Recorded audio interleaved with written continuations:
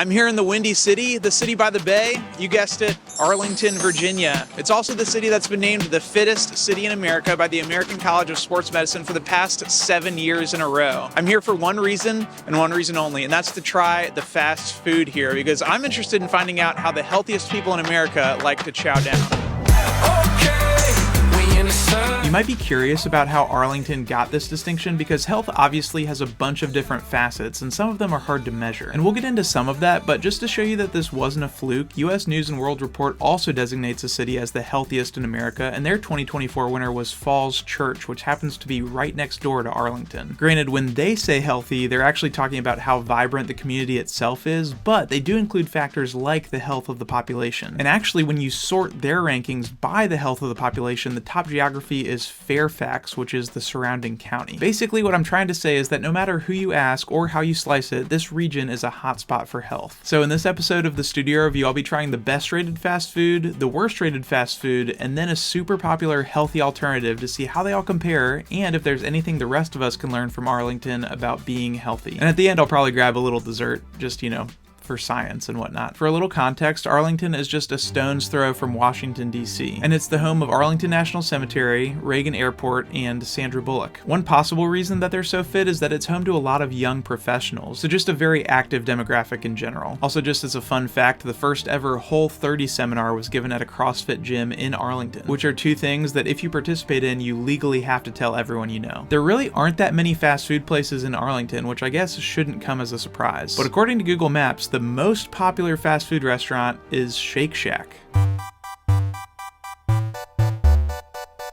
As I rolled up to the Shake Shack, it kind of tickled me that it was surrounded on either side by healthy options. There was a Chopped on one side, which is a salad place, and a Cava on the other, and then also a gym across the street. Maybe also worth noting that Northern Virginia loves a good expensive burger, and I know that because Five Guys was started right here in Arlington. I placed an order for the Black Truffle Burger, which sounded fancy, but was also the first option on the burger menu. Does anybody know the psychology behind that? Like, do more people order the number one because it's the number one? And then I also got an order of bacon cheese fries and also a small soda, which was an offensive $3.49. My total after tax and tip was $26. I went and sat down to wait for my food when a sign caught my eye that said Shack Track and Field. Do mine eyes deceive me? A Shake Shack running club? That is wild. At first I thought maybe this was just an Arlington thing, but apparently this happens in a bunch of places around the country. Who knew? Not me. I was confused by the first round on us thing because I was like, do you have to pay for this run club? But just not the first time. But after a little more research, it looks like the runs are always free, but then on top of that, your first drink when you get back to the Shake Shack is free too. So that's cool. It's just so funny to me to imagine something like this in my town, like a run club that starts and finishes at Kenny's. And that probably only makes sense if you've lived here, but Kenny's is the top rated fast food restaurant in my town. Okay, now for my thoughts on the food. The Black Truffle Burger was really good, but I honestly wasn't too impressed by the bacon cheese fries. In terms of health, I kind of thought burgers were burgers, but the internet seems to think that Shake Shack is generally more healthy than somewhere like Five Guys. Although it totally depends on your order and your portion size and all those variables. I will say this, I'm glad to see that these healthy people still enjoy a good burger every once in a while. But next we're going somewhere that apparently they don't enjoy, and that's the Arlington Taco Bell Cantina, which has a 2.7 star rating on Google.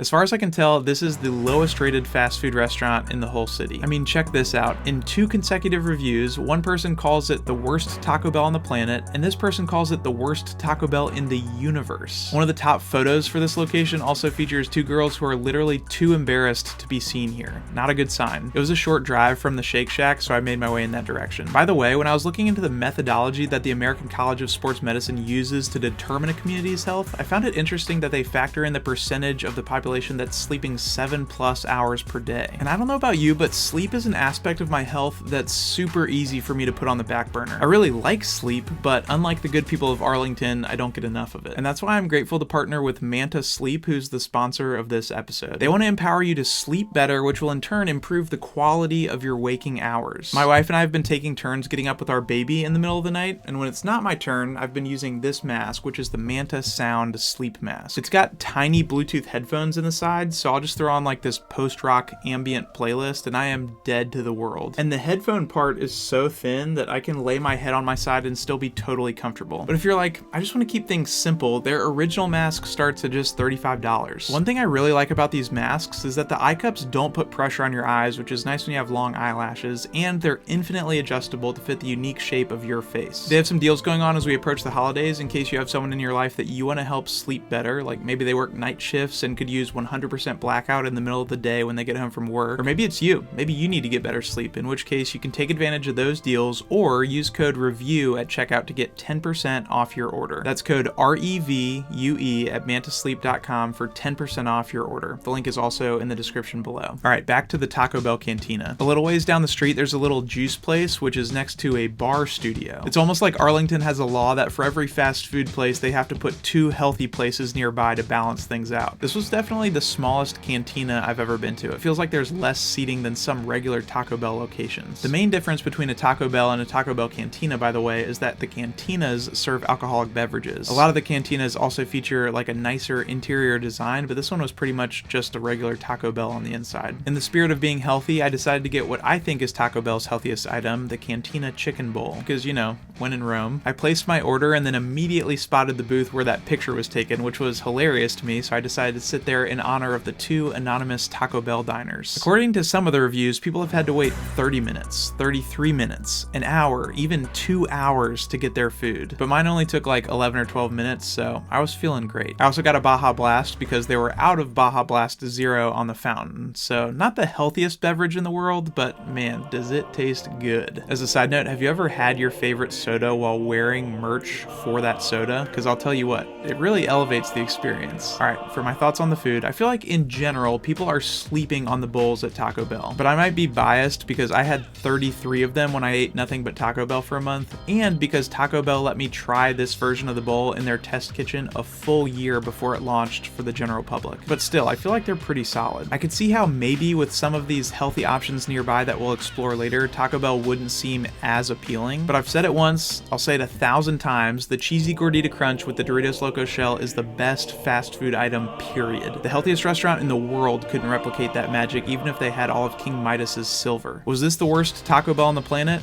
No, far from it. This isn't even the worst rated Taco Bell in the country. I believe that is in Deltona, Florida. Would I be embarrassed to show my face here? No, not at all. I also just want to give a shout out to the ladies behind the counter who were super nice. Okay, next I'm going to be trying out one of the most popular health conscious restaurants in the area, but before I do, it's probably worth acknowledging the elephant in the room. When we look at these lists of healthy cities, a lot of them have something in common. Money. Here are the median incomes for a handful of cities featured on these lists, and for comparison, here's the median income where I live. Like I mentioned earlier, there are a bunch of different factors that go into these ratings, but a lot of them are tied closely together. For example, people who are well off are more likely to have disposable income to spend on Globo Gym memberships, fancier grocery stores, kickboxing apartments, and whatever this place is. And communities that are thriving financially can afford to build more parks and keep them well maintained, which in turn makes staying active a lot more accessible and appealing. This part of Virginia that I'm in right now happens to be home to basically all of the most expensive zip codes in the state. Am I saying that you can't make healthy choices if you don't live in an affluent area? No, of course not. But I do think you're given a pretty significant leg up if you do get to live in a place like this. Walk score also plays a big part in how healthy a community is, which is interesting given my recent quest to walk across America's least walkable city. Speaking of walking, I walked from Taco Bell to the next restaurant, and it was just the coldest day of all time. It was technically 35 degrees, but my weather app said that the wind chill was making it feel like 21. And yet there were still people out jogging and walking their dogs and being active and stuff. It's crazy. Okay, without further ado, it's time to head to Sweet Leaf.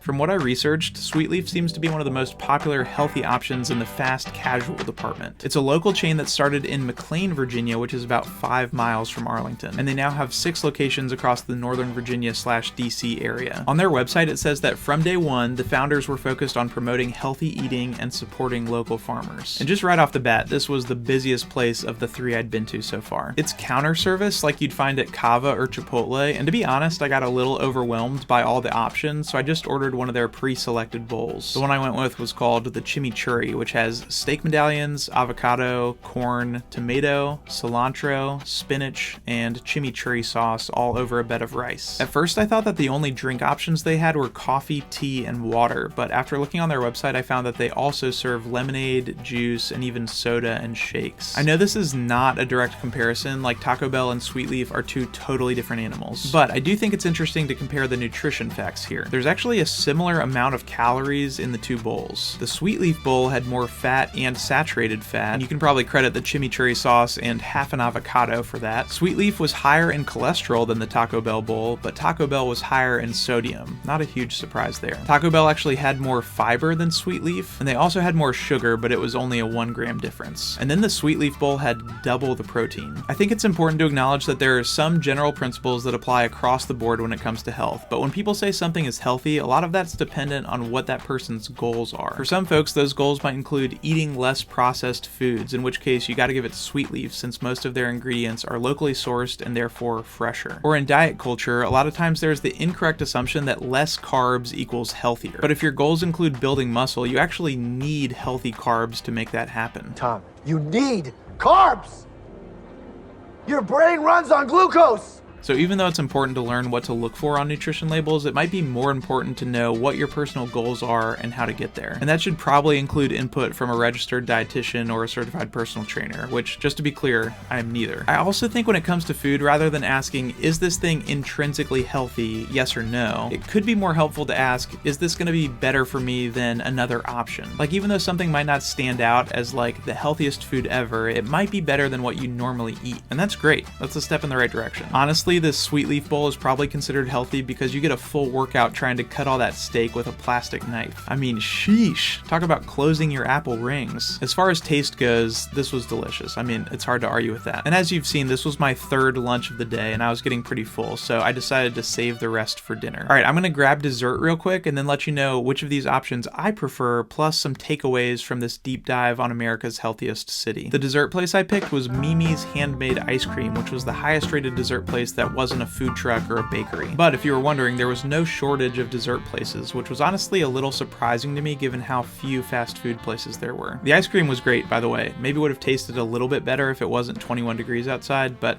that's okay. All right, so when it comes down to which I prefer between the quote junk food options and the healthy food options here, I know this is gonna be a very unsatisfying answer, but I feel like there is a place for both. And here's what I mean by that. If you were like, Sam, you can only get takeout once this entire year, like what are you craving? I'm gonna be honest, I would choose Taco Bell. But if I lived in this area and could afford to get takeout for lunch like 3 to 4 days a week, yeah, I'm definitely gonna go to a place like Sweetleaf more often than not. To zoom out a little bit though, I think part of the reason that fast food is appealing is because in theory it's less expensive. The bowl from Taco Bell was just about half the price of the bowl from Sweetleaf, which again may not be that big of a deciding factor for people in a more affluent area. But if you happen to have access to both, you kind of have to decide for yourself, like, what are my goals here? Do I actually enjoy the taste of something like Sweetleaf? And is the price difference worth it for me personally? I think in terms of takeaways, first of all, I always want to be careful when I talk about healthy eating because one, like I said, I'm not a registered dietitian. Two, I know that a lot of people have a complicated relationship with food. And three, I know that there's a lot of bad information out there. I think a lot of people, both food YouTubers and fitness influencers, are posting stuff online that actually celebrates behaviors that would be considered by health experts to be disordered. That's why it was so important to me when I ate nothing but Taco Bell for a month to include comprehensive blood panels and take my blood pressure and do body composition analysis, because I think we're missing it when all we focus on is the number on the scale or just outward appearance. For me, the best nutrition plan is one where you have a positive relationship with both food and exercise, where it's not something that's out of control for you and it's also not something that you grip so tightly that it controls you. By the way, if that sounds appealing to you, there's actually a 30-minute interview I did with an incredible registered dietitian named Katie Spada as part of the Taco Bell experiment, where we talk more about stuff like this, and I'll link that in the description below. Or if you feel like you're at a point where you might need help when it comes to your relationship with food, there are resources linked in the description for that as well. Okay, here are my final takeaways from this investigation. I think if you were to compare the 3 meals I ate in Arlington, most everyone would would agree that Sweet Leaf is the healthiest option. But don't forget that the Arlington Shake Shack has a higher rating on Google than the Arlington Sweet Leaf. So if people in the healthiest city in America can enjoy Shake Shack from time to time, I think you and I can too. I'm a firm believer that you can make decisions that are generally healthier for you without completely cutting out all your favorite foods. Next, even though we discussed affluence playing a role in compiling these lists, there are plenty of health factors they consider that you can incorporate into your life for free or for very cheap, like incorporating physical activity that you enjoy, eating more fruits and vegetables, getting adequate sleep, and not smoking. And finally, I think it's worth noting that the fittest cities in America are not the same as the happiest cities in America. Again, there's some nuance to how those cities are selected, and no disrespect to Arlington, but